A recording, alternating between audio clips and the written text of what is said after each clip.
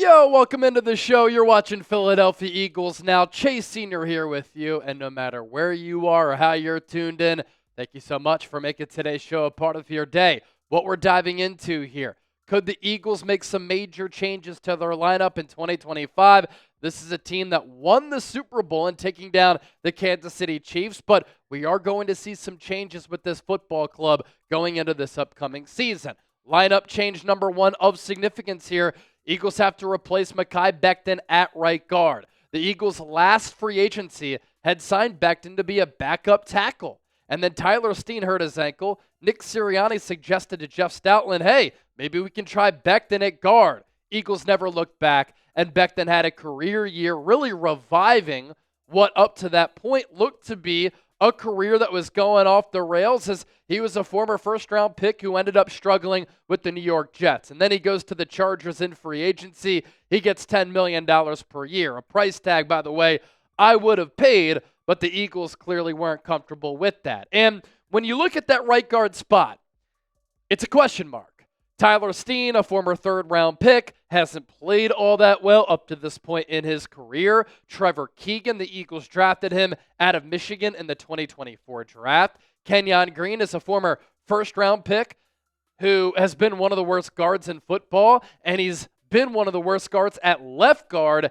And a name to keep an eye on here is former Eagle Matt Pryor. A lot of you remember him at a TCU, late-round pick as a tackle. But last year, as we've talked about here on the show, he played pretty well at guard for the Chicago Bears, and he's probably better there given the big body and the slow feet to his game. Tyler Steen in 2024, a mixed bag, no doubt about it. He had to fill in at right guard and left guard. As you can see, 122 snaps at left guard, 173 at right guard. He did play well at left guard in place of Landon Dickerson in the NFC Championship game. But the overall PFF grade, the pass blocking grade, the run blocking grade, all these numbers, not good.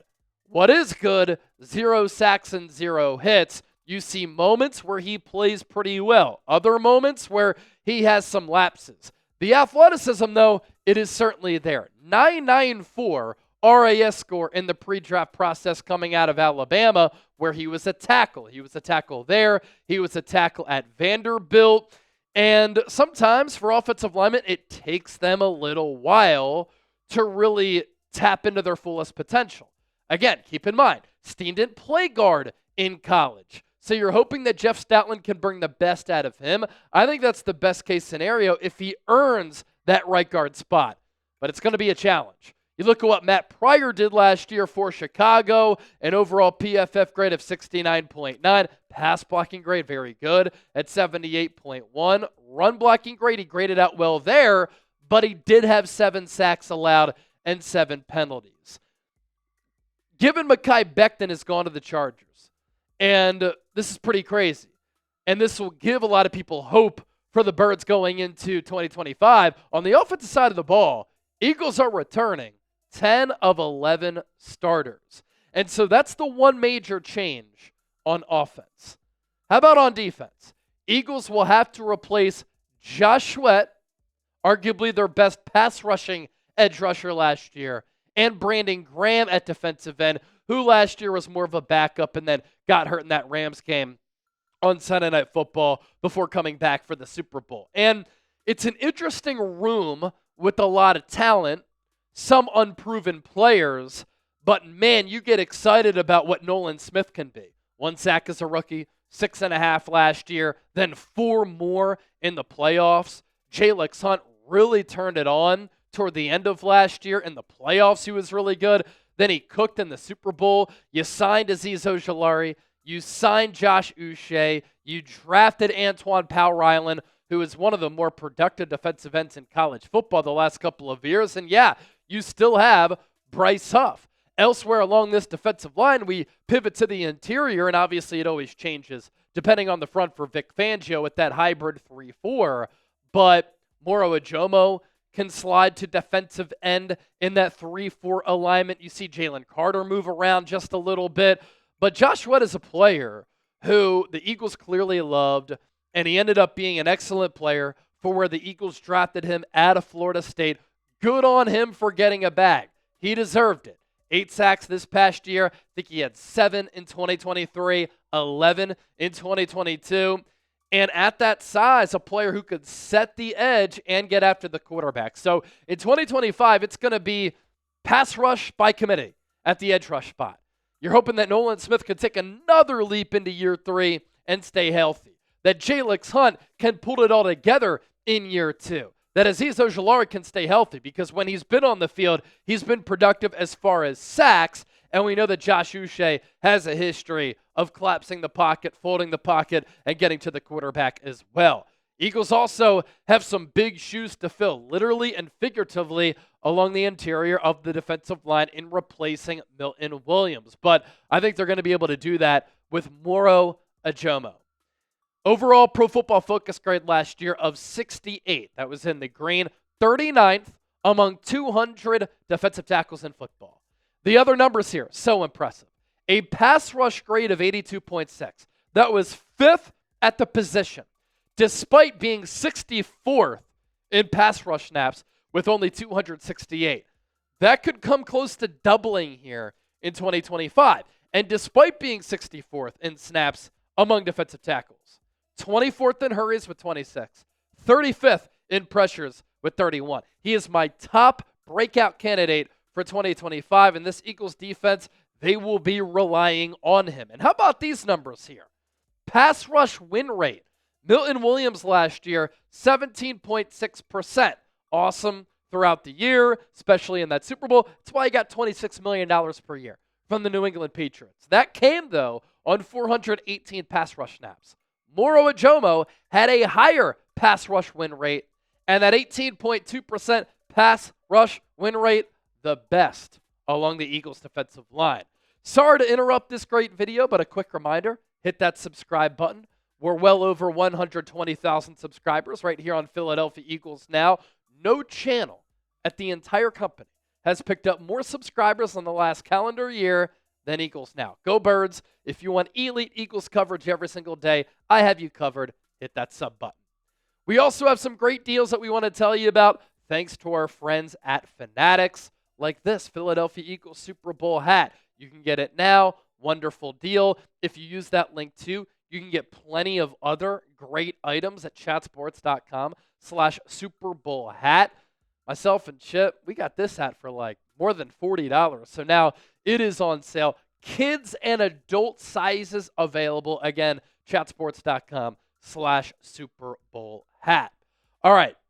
Next lineup change to talk about here is another obvious one, as the Eagles lost a starter at outside corner with big play Slay signing with the Pittsburgh Steelers. And who's going to fulfill that role opposite of Quinyon Mitchell, who, by the way, the Eagles OTAs got underway on Tuesday, May 27th, and the Eagles put out some quick practice clips. The highlight, Quinyon Mitchell guarding Saquon Barkley on some passing routes. A really good battle between two special players on this Eagles team.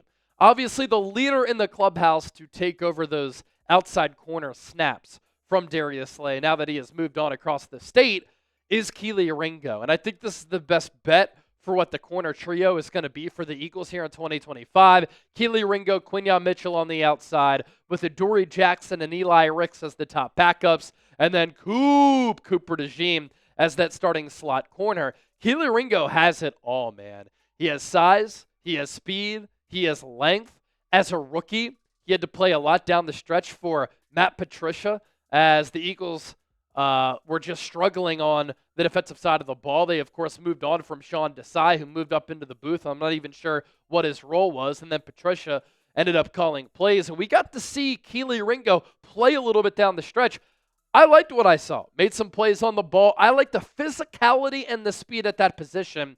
In the pre-draft, 6'1", and he ran a 4.36 40-yard dash. So he's only 24 years old, younger than some players who got drafted this year. Had a pretty good career at Georgia despite struggling his final year there, but the highs have been high for Ringo.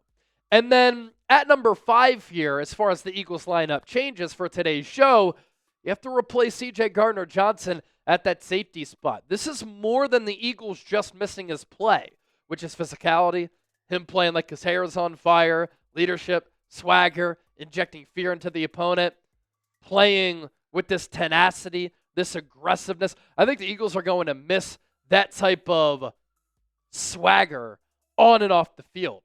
And they have a couple of different options at that safety spot, opposite of Reed Blankenship, who's emerging as one of the top safeties in the game. So I love Reed Blankenship at that free safety spot. At the other strong safety position, right, you have Sidney Brown or Andrew Makuba. Sidney Brown, a thumper, really good downhill. Sometimes his aggressiveness can be his strength. Sometimes it can be his weakness because it takes him out of plays. But he is going to bring physicality, that ability to thump and hit the opposition and give that physical element to this Eagles defense. Andrew Makuba plays that way, but he's a little bit smaller, has better ball skills, and probably has more versatility to his game and definitely more quickness where he can guard out of the slot like C.J. Gardner-Johnson.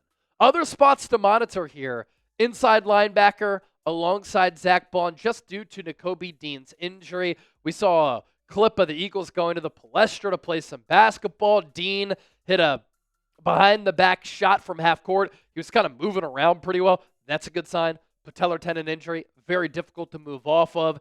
And he's taken on ballet to try to come back off of that knee injury. But you just don't know who's going to play alongside Zach Bond, Jahad Campbell, Jeremiah Trotter Jr., the two leaders there. And then RB2, Kenneth Gainwell, has gone to the Pittsburgh Steelers. So I think that is Will Shipley's job ahead of A.J. Dillon. Let's do a real one roll call, baby. If you enjoyed today's show, give me a real one down below. Don't forget to subscribe. And as always, go Birds.